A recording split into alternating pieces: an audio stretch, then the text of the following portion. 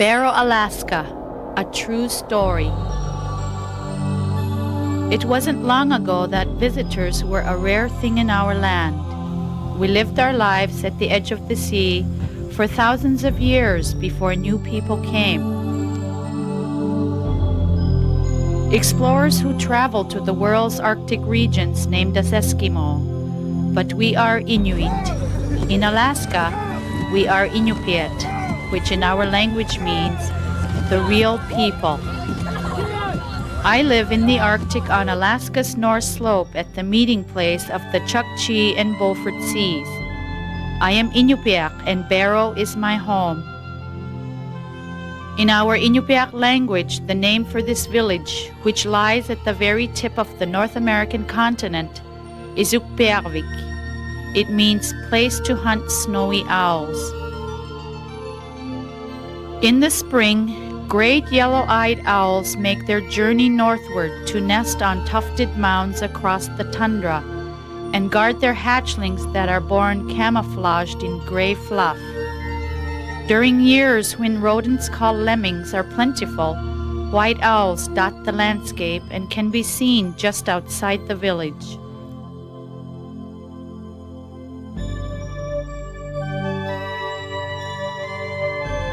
Barrow is one of 8 villages on Alaska's North Slope. The communities are part of the North Slope Borough, geographically the largest municipality in the world, covering over 89,000 square miles.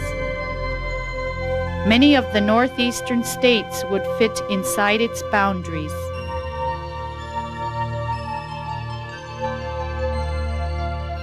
Barrow is the seat of government for the North Slope Borough. 400 miles from the nearest road, our small community is the working hub of government, transportation, shipment of goods, and other services. Just like our neighbors in larger Alaskan communities or the lower 48 states, we have police, fire and emergency medical services, a post office, stores, restaurants, hotels, taxicabs, buses, playgrounds, and schools. When missionaries and then the Bureau of Indian Affairs came into our lives, our children were sent off to boarding schools hundreds, even thousands of miles away. When the North Slope Borough was formed in 1972, one of the primary goals was to build schools on the North Slope so that children could stay with their families. Eben Hobson Sr., the North Slope Borough's first mayor, was the driving force behind the effort for self-determination for our people.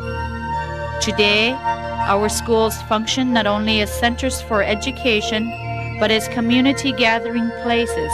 We enjoy intramural sports, community and slope-wide cultural events, Native corporation meetings, and regularly use the basketball courts and other facilities like the swimming pool at Barrow High School, home of the Whalers.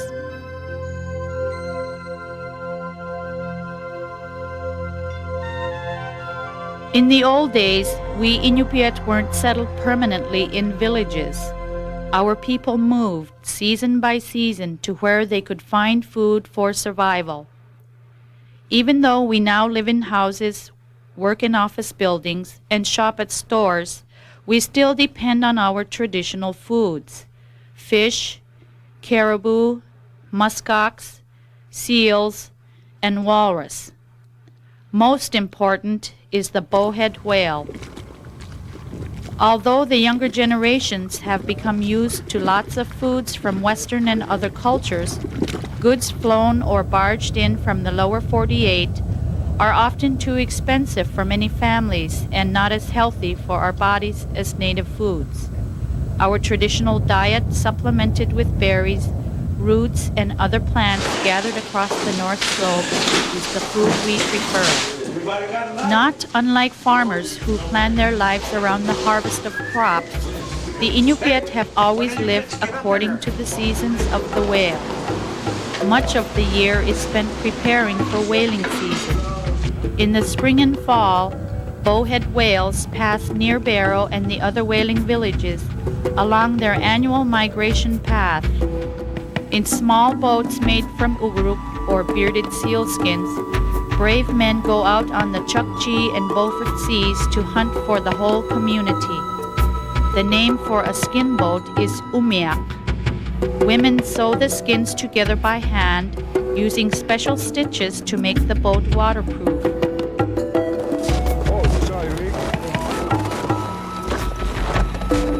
Whaling is a ritual ages old, and it is the core of our culture.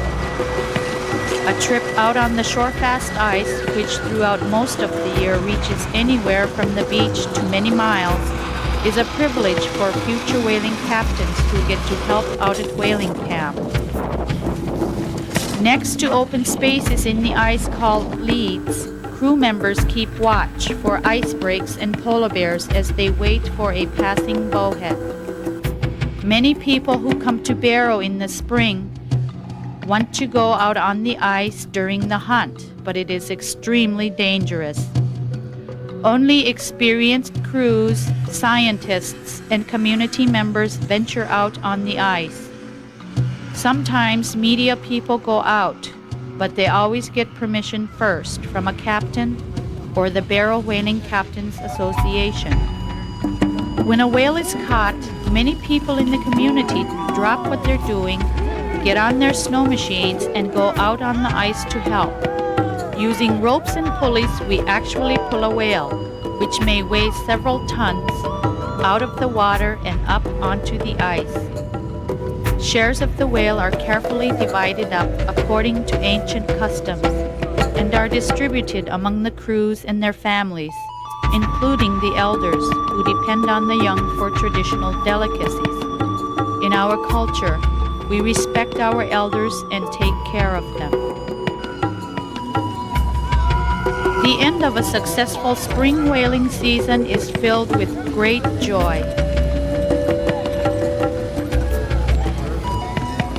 We celebrate by sharing food with the community at Inupiaq festivals. Inupiaq means blanket toss. The blanket is made from one of the boat coverings. At the feasts, everyone gathers to receive shares of the harvest and give thanks for the hunting traditions which connect us to the land and the sea. Before a Inupiaq festival, the wives of successful whaling captains, with help from the other women in the community, spend many days, even weeks, preparing whale meat, muktak, and other delicacies. Much of the meat is stored in the same ice cellars our families have used for generations. Some is saved for holidays like Thanksgiving and Christmas. The work is difficult, but it makes us very happy. Whaling and the traditions surrounding it keeps us tied to our Inupiaq ancestors. Like other Americans, we now live in a cash economy. We must pay our utility bills and make house payments. But not everyone has a job because there is a limited industry base here. The biggest employers are the North Slope Borough, the North Slope Borough School District, and the Arctic Slope Regional Corporation, or ASRC. Our Inupiaq professionals have made ASRC a successful enterprise with holdings all over the world, but there are a limited number of jobs with the corporation on the North Slope. Many Inupiaq earn cash by making and selling traditional crafts, like etchings on whale baleen baskets, or ivory carvings made from the tusks of walrus or ancient mastodon. Respected Elder Samuel Simmons is a well-known ivory carver. I started out making a hunter. Not the type, but the one throwing a spear. And lo and behold, I realized I could do it, so I started. I picture a little boy and a father, and that little boy is all set to go with his father. And that's what we always like to do. We like to follow our dads. And the dad right here knows how dangerous it is out there, that he had to tell his son not to go because it is so dangerous out there. White cracks to jump in some deep snow and the coldness. And he is lovingly telling his son to wait patiently for him to come home. And it's hard for the boy. And some boys I have seen listen carefully, and they obey their dads, like this boy is doing. He is listening. And the woman on this particular thing is cutting a seal. And that is usually a wonderful experience when I was growing up and my dad brought home a seal. Like Samuel, Tony Henry earns money for his family by creating beautiful artwork. Well, there were some tourists coming to town, and I noticed some local people selling baleen and etched baleen and plain baleen. So I got me some baleen, and I figured I'd give it a try. I got the picture in my mind how a polar bear looks like, so I can draw a polar bear without looking at a picture now. And I've seen some other artwork which was really inspiring. There are some good artists out there, and they inspired me. As an Inupiaq, knowledge of animals and the Arctic environment is part of his soul. Animals have always been important in our lives as food, clothing material, and shelter. Our people have a deep respect and appreciation for what our wildlife provides.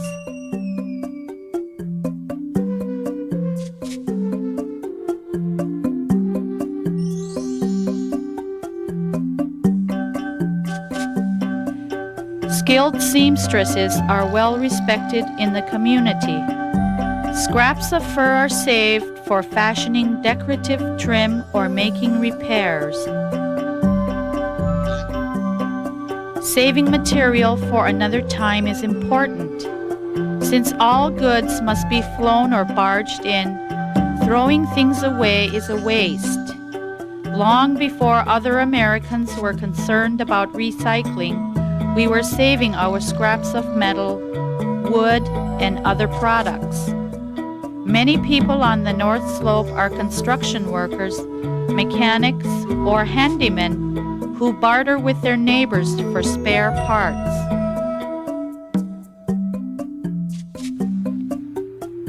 In spite of the difficulty of getting modern materials to Barrow, we enjoy the use of automobiles, trucks, buses, and the equipment needed to maintain our service infrastructure. Visitors are amazed by what we have accomplished in a land many think of as barren and always covered with ice. Here, 350 miles above the Arctic Circle, we have the luxury of electricity, natural gas, and drinkable water service. Crews use a powerful rock saw to cut through the permafrost so pipes can be laid. Not everyone is connected to the underground utility system, but work is progressing as quickly as possible. Workers at Barrow Utilities and Electric Cooperative use special pipes to keep water from freezing as it circulates through the system around town. The utilidor, as the system is known, is the only one of its kind in the world. Services many people in the world take for granted are engineering miracles in the land of permafrost, Arctic winds, and winter darkness. The eldest of the elders remember runners who traveled on foot over thousands of miles to deliver messages inviting other villages to midwinter celebrations known as Kivgek. Today, messages fly across the vastness of the tundra in a flash. The North Slope Borough is home to one of the most sophisticated communications networks in the world. Based in Barrow, the network uses computer, two-way audio and video, fiber optic and satellite technology to bring people together.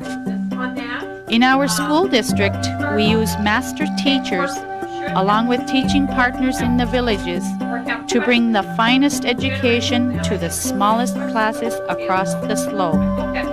I think it's really accelerating to be able to talk to students that are hundreds of miles away from Barrow, and so my voice going up into the air and coming back down to each of their villages within a matter of seconds is really a big accomplishment in technology. I grew up with dog teams and no snow machines, and I had no idea I'd be doing this someday, but I always wanted to be a teacher.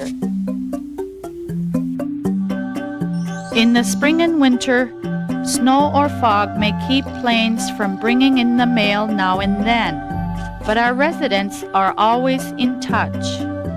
Just 1,100 miles from the North Pole, far away from the noise of the cities, we can still be heard. We use our cutting-edge communications technology and cable TV to stay in touch with each other and the rest of the world. Our children are fortunate to have advanced communications technology and other services their grandparents never dreamed of. In some of the villages, a few of the old sod houses still stand. Many of our elders remember using seal oil lamps, driftwood, or coal found near the beaches for heat. Sod houses were semi-subterranean homes we built into the ground. In Barrow, house mounds can still be seen on the bluffs overlooking the ocean. Bits of whalebone used to support the structures remain even after seasonal storms and thorough archaeological excavations. The word for house in Inupiaq is igloo.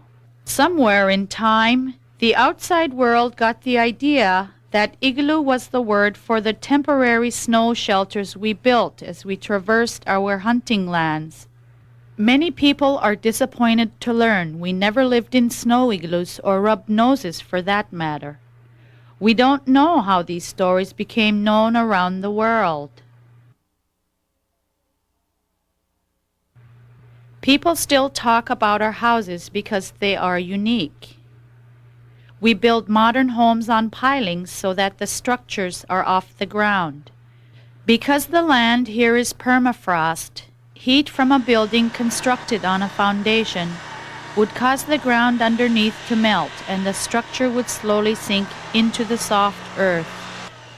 With special equipment, holes for pilings are drilled when surface water won't flood them. Crews labor in temperatures to 40 below zero to get the work done so construction can begin. After pilings are placed 8 feet in the ground and dirt is packed in and around them, the area is flooded with water so the pilings become frozen in place. Construction costs are high, but as time goes by, more and more families in Barrow are able to move into new energy-efficient homes heavily insulated and heated with natural gas. Alaska leads the nation in building energy-efficient housing.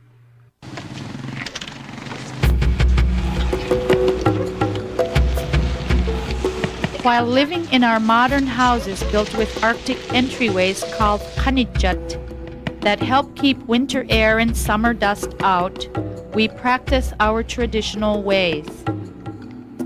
We have special methods of preparing native foods, like hanging meat and fish on racks to dry in the summer sun.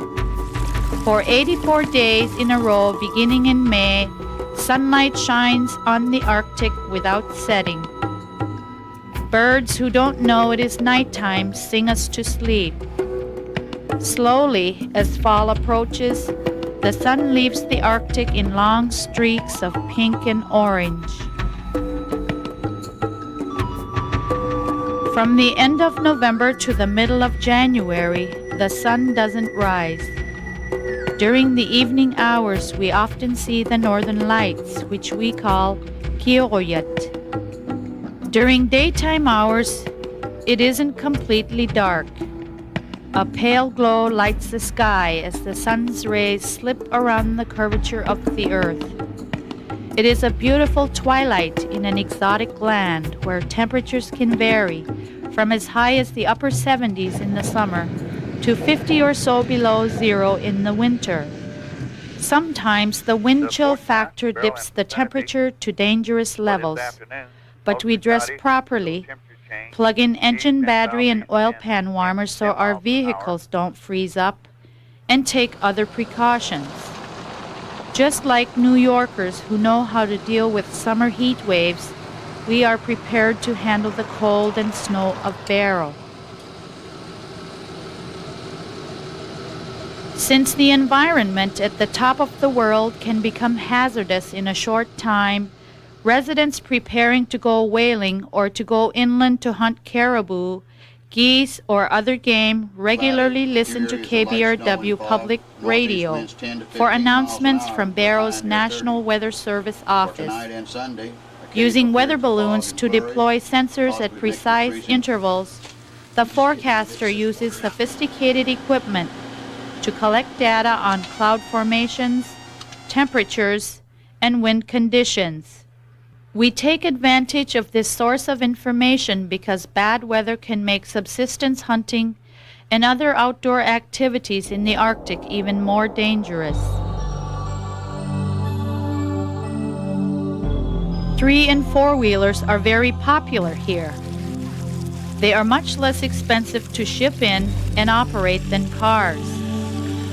On the beach, over gravel roads, through the snow and across the tundra, ATVs, or all-terrain vehicles, take us where we want to go. Of course, snow machines are very popular too. Snow machines and ATVs replaced dog teams in the 1960s. Tourists can still experience what it was like to travel by dog sled. In the late fall, winter, and through early spring, Arctic Mushing Tours offers rides across the tundra or on the shore-fast ice, past icebergs the color of blue topaz. Visitors and locals alike can go for rides in a Hummer off-road vehicle as well. Arctic Tour Company offers 3 tour packages.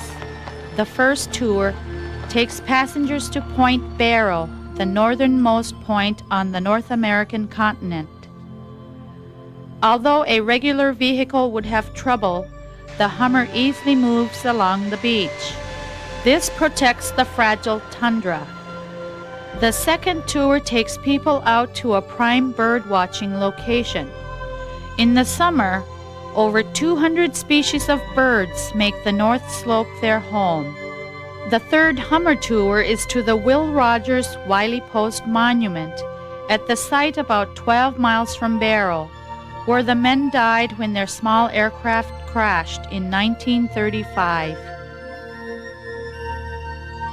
Nowadays, we have our own airport and modern jets fly in safely to deliver cargo and passengers, and Cape Smythe Air Service, in addition to being a popular carrier to the villages, provides flight-seeing tours around Barrow, the surrounding area, and over the sea ice for spectacular bird's-eye views of the Arctic. Although we have visitors year-round, most people make the trip to Barrow during the months of June through August. Tundra Tours picks up registered guests at the airport and provides a guided bus tour around town. Local drummers and dancers entertain guests with traditional Eskimo dancing, and visitors enjoy thoroughly modern hospitality at the Top of the World Hotel. During walking tours of Barrow, many people like to take pictures of us and our homes. polite visitors ask permission. Tundra Tours is a subsidiary of Arctic Slope Regional Corporation. AC Value Center or Stockbuck, which means big store in Inupiaq, provides free space for goods made by local craftspeople. There are many restaurants in Barrow. Pepe's north of the border Mexican restaurant is popular with visitors because of Fran Tate, an energetic woman known world over for her hospitality. Even television host Johnny Carson was impressed. People from Barrow, when I came back, natives especially, said, Fran, you put us on the map, because I told about freight costs, I told about dark and light, I told geography that, you know, and I didn't say like we and they, because we're all in it together. And I go around and visit every tourist, have them sign the guest book, every single tourist, and give them the souvenirs myself. Where are you from? What do you do where you are? I mean, I just bring them in and break that barrier. They don't even know the people next to them, but I can get them talking to the people next to them. And if you're in my kind of business, that's what you got to do. You're in the people game. You got to make everybody feel comfortable. I'm so glad that you people came to this Eskimo dance with smiling faces. Nothing brings our village together like a dance. We tell stories with many of our dances. We can dance alone or all at once. Sometimes we do what we call motion dances, where a whole group dances to tell a story. Just like Samuel Simmons' ivory carvings, men dance with their hands inward and women dance with their hands outward. No one remembers why we do it this way. Women keep their feet close together while men stomp to the beat of the drums and move around the dance floor. We always wear gloves. In the old days, before missionaries came, we used to wear gloves to keep our spirits from leaving our bodies while we danced. Now it is tradition. We don't feel right if we aren't wearing gloves or mittens. Traditional drums are made from whale liver membranes. We dance indoors now, but we used to dance outside and send the sound of our drums over the land. The drum beat is like a heartbeat, the heartbeat of our culture. Barrow is an Inupiaq community. In spite of the modernization of our lives, we realize the importance of preserving our culture. For preserving our culture means preserving who we are as a people. Our children learn to speak Inupiaq in the schools. We have spent a lot of time and effort getting back artifacts and remains of ancestors taken away from us early in the century. We are building museums, writing down the old stories, and conducting careful, respectful archaeological explorations of our land. To gather accurate information about our past, artifacts must not be disturbed by untrained hands. We expect visitors to respect our heritage, obey the laws, and refrain from digging for artifacts in and around Barrow. Instead, we invite people to learn about our history. It is a story thousands of years old. The Inupiaq culture has gone through many changes since the first visitors arrived in our land. Many of the changes have been rapid and difficult, but our ties to the ancient traditions reassure us. Today, we share our community with people of all races and customs. Our non-native neighbors and guests enjoy our dances and share in the traditional festivals we have enjoyed throughout the ages. In celebration, we listen to the songs of our ancestors. With their wisdom, the Inupiaq people of Barrow and the North Slope have survived and prospered in a new time.